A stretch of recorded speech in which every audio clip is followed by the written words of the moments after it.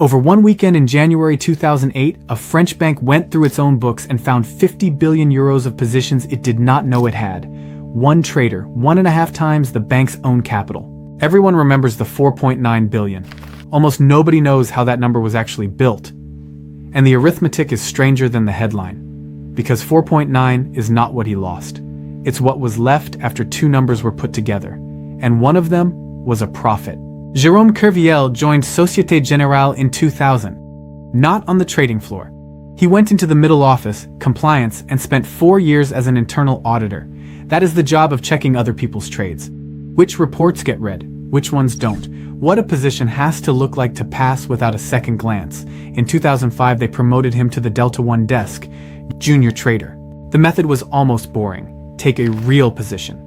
Then enter a fictitious one pointing the other way, to cancel it out on paper. On the screen, the book looked flat. In the market, it was not. Here is the part that gets left out.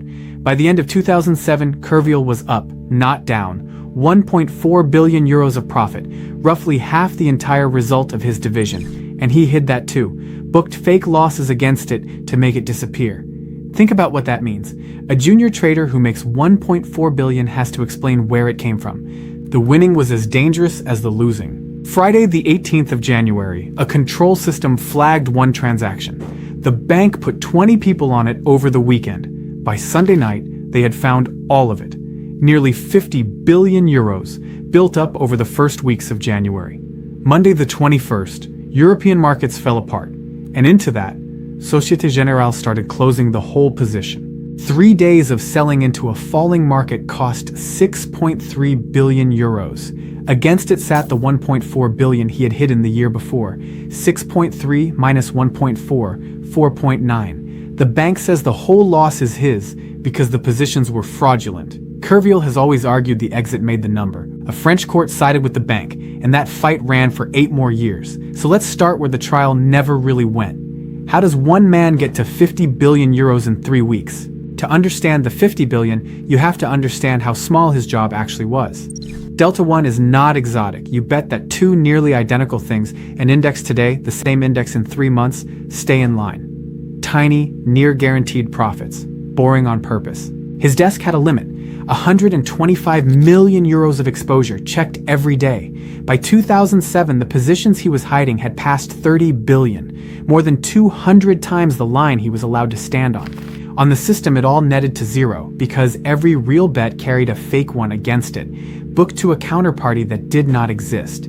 The screen showed a man taking almost no risk, but a fake trade has one problem: it expires. So he kept feeding it, cancel the fake trade just before a control looked, enter a new one just after, then again and again. This is the part 4 years in compliance paid for. He was not guessing when they checked. He knew. When a query came anyway, he answered it. 7 forged emails, invented counterparties, explanations built to sound exactly like the ones that normally get waved through. Think about the work in that. Not the trading, the maintenance. Every day, keeping a machine of lies looking flat, and for most of 2007, it wasn't even losing. Then the summer came, and the machine turned on him. At one point in 2007, the hidden book was 2.5 billion euros underwater. Not on paper, real money in the wrong direction. A rational person closes it there, takes the pain, walks away. He doubled down instead, and the market came back. By December, the same book was 1.4 billion in profit. Here is the trap most people miss. He had beaten it. He was up 1.4 billion, and that was the worst thing that could have happened to him, because a junior trader cannot show a profit he was never allowed to make. The winning locked the door. To keep the gain hidden, he had to keep trading. Bigger, and that is where January comes in. In the first weeks of 2008, he stopped hedging even on paper and went one direction. Long. A bet that Europe's markets would keep rising. Euro stocks, the DAX, the FTSE index futures stacked.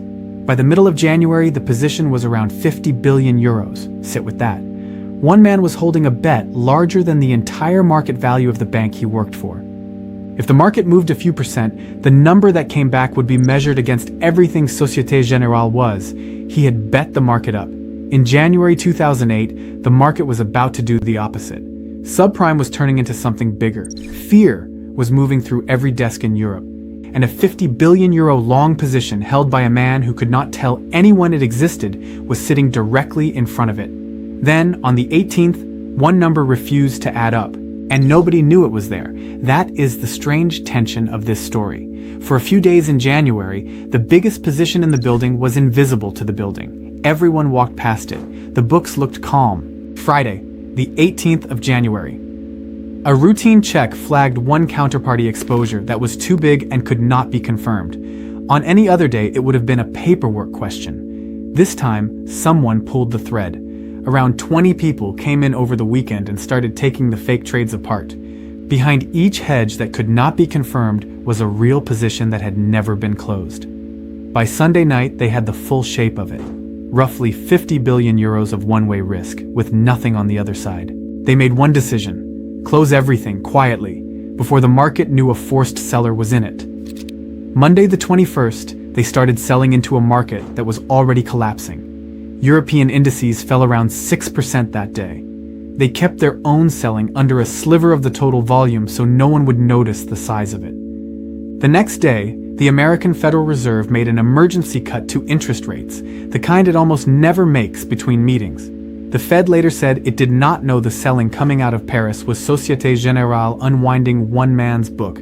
Whether those two things touched each other, we can't prove. What we know is the timing. They sold for 3 days into the worst possible week, and the bill for those 3 days was 6.3 billion euros. 6.3 billion of losses on the exit. Against it, the 1.4 billion of profit he had hidden the year before. 6.3 minus 1.4. 4.9 billion euros. The largest loss ever pinned to a single trader. The man at the center of it was 31. His salary was under 50,000 euros a year. He never took a euro of it home. Days after the announcement, the police were at his door, and then the questions changed. Not how did he do it, but how did nobody stop him? Here is the uncomfortable part. It is not that no alarm went off. Alarms went off. Over 2 years, controls raised questions about his trades more than once.